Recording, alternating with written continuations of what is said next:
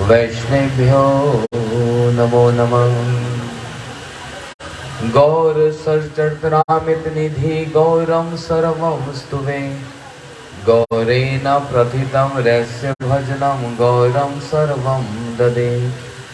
गौरस्ति कृपालुरात्रिन परो गौरस्य भृत्य स्वभावं गौर गौरमचरामि भगवान् गौर प्रभु रक्ष माम्।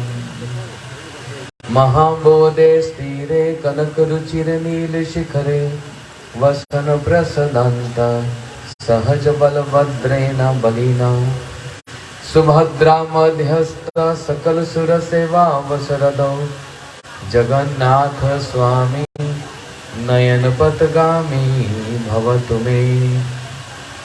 श्री जगन्नाथ स्वामी नयन पथगामी भवतु मे। विश्व सर्ग विसर्गादि नवलक्ष लक्षितम कृष्णाख्यम परम धाम जगद्धाम नमामि।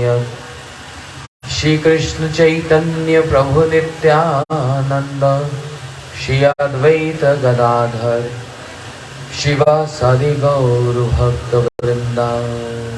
सबाई बोलो हरे कृष्णा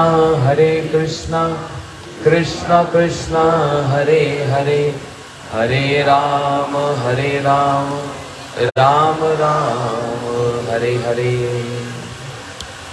सर्वप्रथम गुरुपाद पद्म नितला विष्णु विष्णुपाद स्तोत्र श्री श्रीमद् भक्ति प्रमोद पुरी गोस्वामी गुरु महाराज जी के चरण कमलों में मैं असंख्य कोटि दंडवत प्रणाम ज्ञापन करते हुए शिक्षक गुरुद्वय नितला विष्णु विष्णुपाद स्तोत्र श्री श्रीमद् भक्ति वेदांत शिला नारायण गोसाई महाराज एवं नितला विष्णु विष्णुपाद भक्ति विज्ञान शिला भारती गोसाई महाराज जी के चरण कमलों में मैं असंख्य प्रणाम ज्ञापन करता हूँ। अभिन्न गुरुपाद पद्म नितला विश्व भक्ति वेदांत शिला वामन गोसाई महाराज एवं नितला विश्व भक्ति वेदांत शिला त्रिक्रम गोसाई महाराज जी के चरण कमलों में असंख्य प्रणाम ज्ञापन करता हूँ। सब परिकर शिला प्रभुपाद भक्ति सिद्धांत सरस्वती ठाकुर सपरिकर सच्चिदानंद गौर हरि श्री जगन्नाथ बलदेव सुभद्रा सुदर्शन जी के चरणों में मेरा यथा प्रणाम। मंच पर उपस्थित त्रिदंडी पादगण ब्रह्मचारी वृंद वैष्णव और वैष्णव के चरणों में मेरा यथा योग्य प्रणाम। बड़ी शुभ बेला आज अधिवास मनाया जा रहा है। कल श्री गुरु जी का एक सोपान गुरु जी का एक आदेश समझो कि गुरु जी ने एक बार कहा था कि जगन्नाथपुरी में एक मठ हो तो कितना अच्छा हो। वही गुरु जी के जो आदेश या उनकी जो इच्छा वो पूर्णता को प्राप्त हुई कि कल हम श्री गुरुदेव का ही पुष्प समाधि और महाप्रभु श्री राधा दामोदर जी का यहाँ पर अभिषेक इत्यादि स्थापना दिवस ये सब हम लोग मनाएंगे। देश विदेश से भक्त लोग यहाँ पर आए, बंगाल से, उड़ीसा से, अन्य अन्य प्रदेशों से और विदेशों से भी यहाँ पर भक्त लोग आए इस आयोजन में सम्मिलित होने के लिए। और इस स्थिति तक इस मठ को पहुंचाने के लिए बहुत ही लोगों का योगदान रहा है। क्या राधेश प्रभु इधर है? राधेश प्रभु, राधेश अगर आवाज सुनने तो इधर आ जाओ। उनका बहुत बड़ा योगदान रहा जिसमें हम सब प्रथम तो गुरुदेव की ही इच्छा है, उनके चरणों में प्रणाम करते हैं। लेकिन उस इच्छा को पूर्ण करने के लिए न्यूजीलैंड के रहने वाले श्री दामोदर प्रभु और उनकी धर्म पत्नी श्री जयश्री दीदी का विशेष धन्यवाद, जिनके अर्थ से, जिनके उद्यम से ये स्थान आज यहाँ पर हम ये जो मठ स्थापित हुआ ये उन्हीं की चेष्टा से यहाँ पर हुआ है। उनके लिए एक बार जोर से ताली बजाई जाए। और सभी भक्तों से अनुरोध है, हम सभी मिलकर श्री जगन्नाथ जी से प्रार्थना करते हैं उनका स्वास्थ्य ठीक हो और वो इस प्रकार से और गुरु वैष्णव की सेवा में बढ़ चढ़कर आगे आए। उसके पश्चात कल हम लोग सुन रहे थे हमारे श्रीपाद प्रेमानंद प्रभु, उन्होंने भी बड़े उद्यम से और बड़े आर्थिक सहयोग से यहाँ पर जो सहायता प्रदान की, उस कारण से आज हम लोग यहाँ पर सब उपस्थित हुए हैं मठ का ये उद्घाटन समारोह। और उसके पश्चात हमारे महाराज सन्यासी वृंद जो अपना समय निकालकर यहाँ पर आए इस आयोजन को सफल बनाने के लिए, कल अभिषेक भी होगा, यज्ञ भी होगा, इत्यादि होगा। समस्त मंच पर बैठे समस्त सन्यासी वृंद, ब्रह्मचारी वृंद, इन सबका स्वागत किया जाए। ताली बजाओ। और उसके बाद फिर आप सब लोग जो इतनी दूर से और नवद्वीप परिक्रमा के परिश्रम के पश्चात भी यहाँ पर आए, आप सबके लिए भी एक बार जोरदार ताली हो जाए।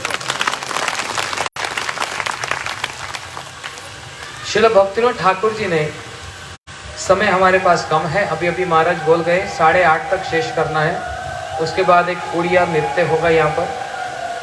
श्रील भक्तिविनोद ठाकुर जी, प्रभुपाद भक्ति सिद्धांत सरस्वती ठाकुर जी को कहा कि कभी मठ स्थापित मत करना, और यहाँ पर तो मठ स्थापित हो रहा है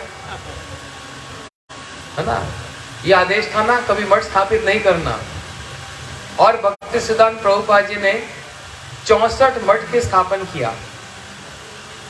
क्या अपने गुरुदेव की श्री भक्तिविनोद ठाकुर जी के आदेश का उल्लंघन किया? नहीं। एक विशेष भाव लेकर कि जहां पर मठ होंगे वहां पर निश्चित रूप से एक उदाहरण से बताया जाता है।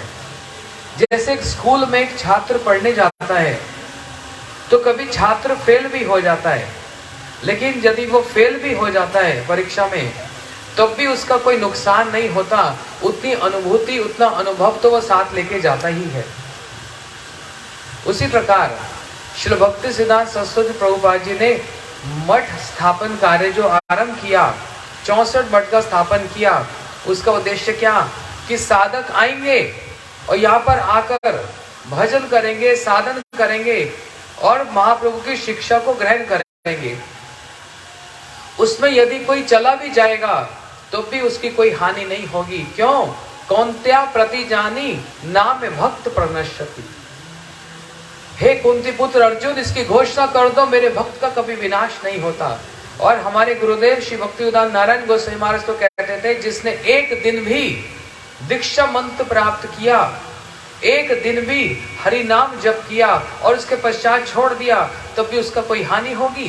बोलते कोई हानि नहीं होगी। वो उसका एक संस्कार बनेगा और वो संस्कार जन्म जन्म तक उसके साथ रहेगा, एक दिन भी यदि उसने किया तो।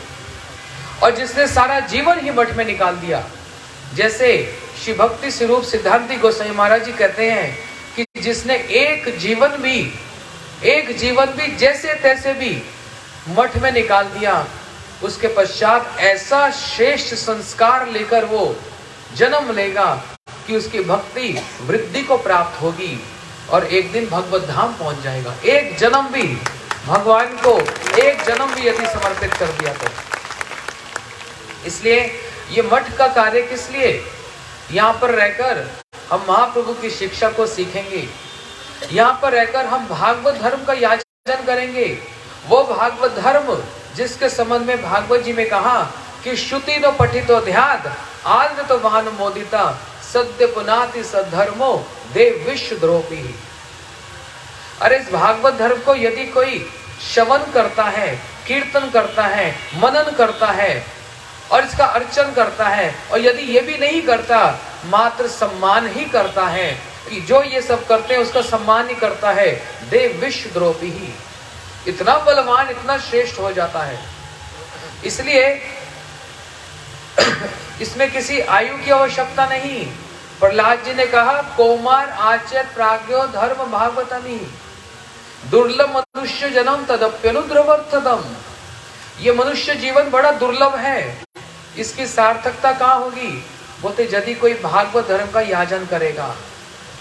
भागवत धर्म का याजन करने के लिए ये साक्षात ये मठ का जो स्थापन है वो उसी भागवत धर्म की शिक्षा को जीवन में उतारने का और उसका प्रचार करने का। कुछ उसको ग्रहण करेंगे और ग्रहण करने के पश्चात, आचरण के पश्चात, सीखने के पश्चात फिर उसका प्रचार करेंगे। ये प्रभुपाद जी के द्वारा स्थापित ये जो इतनी सुंदर जो व्यवस्था हुई है, उन्हीं के अनुगत में उनके शिष्य वर्ग, उनके भक्त, उन्होंने भी स्थान स्थान पर पूरे विश्व में मठ इत्यादि स्थापित किया।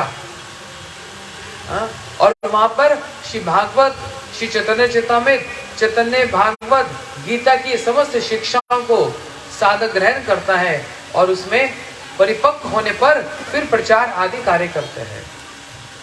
इसलिए अधिक समय नहीं लेता, हमारे बीच में कुछ वक्तागण हैं, थोड़ी सी भूमिका बतलाई कि कल ये शुभ घड़ी और उसके बीच में आज ये अधिवास तिथि, अधिक से अधिक हमारा गुरुदेव का स्मरण हो, उनकी इच्छा पूर्ण हो। और विशेष करके ये स्थान तो इतना महत्वपूर्ण है, ये गुरु जी की अप्रकट स्थली है। इस विप्रलम्ब क्षेत्र में, इसी मंदिर, इसी कक्ष के बाहर गुरुदेव जब कुर्सी पर बैठते थे और समुद्र की ओर देखते थे और उस भाव में लिप्त हो जाते थे। और किसी ने पूछा कि गुरुजी आप क्या देख रहे हो, तो गुरुजी स्पष्ट रूप से कह दिए, ये वही स्थान है जहाँ पर महाप्रभु जी उस श्रेष्ठ रस का स्वादन करते करते इसी समुद्र में, इसी जल में वे प्रवाहित हो रहे हैं। गुरुदेव साक्षात उसका दर्शन कर रहे हैं। ये उनकी अप्रकट स्थली श्री नीलाचल में, जहाँ पर श्री चैतन्य महाप्रभु जी की भी अप्रकट स्थली है।